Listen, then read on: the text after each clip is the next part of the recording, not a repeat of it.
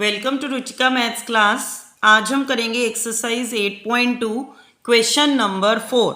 देखिए, सबसे पहले स्टेटमेंट रीड करेंगे। A B C D is a trapezium. A B C D is a trapezium.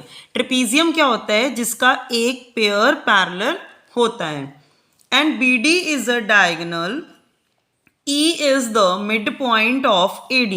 ये आपको गिवन है कि जो E है वो किसका मिड पॉइंट है? AD का।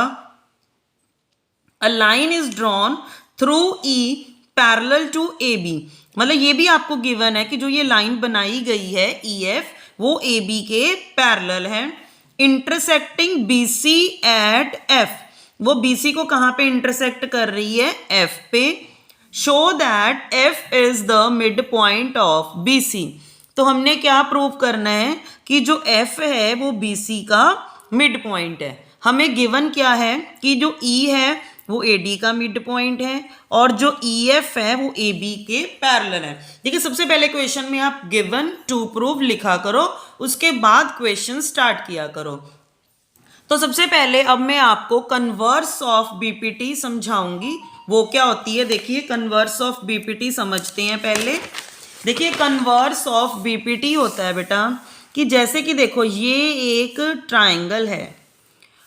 देखिए, मिड पॉइंट थ्योरम तो ये होती थी कि अगर एक ट्राइंगल में दो मिड पॉइंट्स हैं तो वो जो दोनों मिड पॉइंट्स को लाइन ज्वाइन करती है वो इसके पैरेलल भी होती है और इसके हाफ के इक्वल भी होती है। अब कन्वर्स ऑफ मिड पॉइंट क्या है कि अगर आपको गिवन है कि जो D है वो AB का मिड पॉइंट है और जो DE है वो BC के पैरेलल है, तो बाय कन्वर्स ऑफ बीपीटी से जो E है वो AC का मिड पॉइंट हो जाएगा। मतलब कंडीशन क्या होनी चाहिए कि एक मिड पॉइंट गिवन होना चाहिए और एक लाइन पैरेलल गिवन होनी चाहिए, तभी कन्वर्स ऑफ बीपीटी अप्लाई होती है। देखिए, चलो अब हम अपना क्वेश्चन करते हैं। तो ये है हमारा क्वेश्चन। तो अब हम सबसे पहले यहाँ पे नेम दे देते हैं O।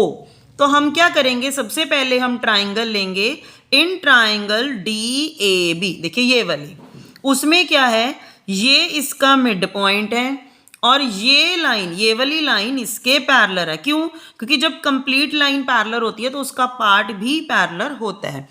तो अगर ये लाइन इसके पैरेलल है तो कन्वर्स से जो O है वो BD का मिड पॉइंट हो जाएगा। अब हम लिखेंगे कैसे? इन ट्राइंगल DAB में जो E है वो AD का मिड पॉइंट है। E is the midpoint of AD and EO is parallel to AB. EO is parallel to AB. क्यों? Because EF is parallel to AB. तो by converse of mid point से O जो है वो BD का mid point हो जाएगा। By converse of mid point theorem O is the mid point of BD। ठीक है, अब हमारा जो O है वो BD का मिड पॉइंट हो चुका है, प्रूव कर चुके हैं। अब हमने ये वाली ट्राइंगल लेनी है DBC। उससे पहले देखो बेटा, अगर EF AB के पैरेलल है और AB CD के पैरेलल है तो EF भी किसके पैरेलल हो जाएगा? CD के। पहले हम ये लिखते हैं। देखिए, जो EF है वो AB के पैरेलल है और जो AB है वो CD के पैरेलल है। ये दोनों चीजें हमें गिवन है। ठीक है, तो फिर हमारा जो EF है वो किसके पैरेलल हो जाएगा? CD के। अब हम देखो कौन सी ट्राइंगल लेंगे? ये वाली BCD, ये वाली ट्राइंगल। उसमें क्या है कि जो O है वो BD का मिड पॉइंट हम प्रूव कर चुके हैं और जो ये वाली लाइन है वो इसके पैरेलल है। अभी मैंने प्रूव की ना कि जो EF है वो DC के पैरेलल है, तो देयरफॉर OF भी DC के पैरेलल होगा। तो F हमारा क्या हो जाएगा? BC का mid point, converse of BPT से। दोबारा देखो कौन सी ट्राइंगल लेंगे? BCD। O जो है वो BD का मिड पॉइंट है, जो OF है वो CD के पैरेलल है, तो by converse of mid point से जो F है वो BC का मिड पॉइंट हो जाएगा।